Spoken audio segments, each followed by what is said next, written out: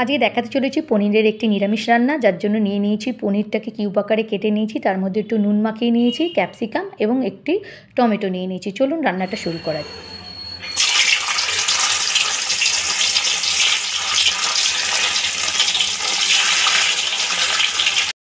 পনিরগুলোকে আমি একটু লাল লাল করে ভেজে নিয়েছি, এতে পনিরগুলো ভালো খেতেও লাগবে। অনেকেই কাঁচা স্মেলটা চলে যায়, অনেকেই কাঁচা পনিরটা খেতে পছন্দ করে না, তাই হালকা করে একটু ভেজে নেবেন, তাহলে খেতে আরও ভালো হবে।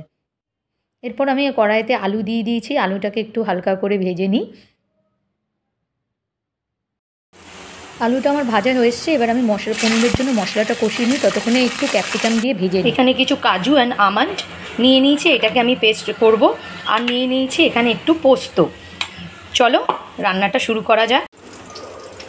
তারপরে আমি দুটো টমেটোকে আর একটু আধা কাঁচা লঙ্কাকে আমি পেস্ট করে নিয়েছি। এই পেস্টটার মধ্যে আমি লঙ্কার গুঁড়ো 2 চামচ মতন দিচ্ছি, আর আপনার জিরে গুঁড়ো 1 চামচ, পরিমাণ মতো নুন দিয়ে সমস্ত মশলা দিয়ে আমি একটা পেস্ট বানিয়ে নিচ্ছি।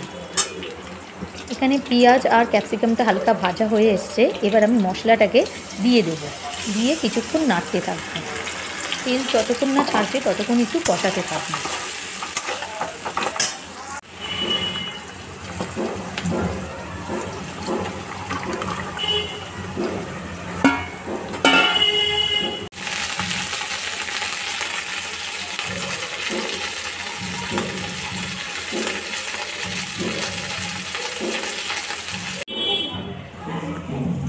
হয়ে গেছে আমার পনির রান্নাটা। দেখুন বেশ ঝোলটাও ঘন ঘন হয়ে এসছে। কীরকম লাগলো রান্নাটা অবশ্যই কমেন্টের মাধ্যমে জানাবেন।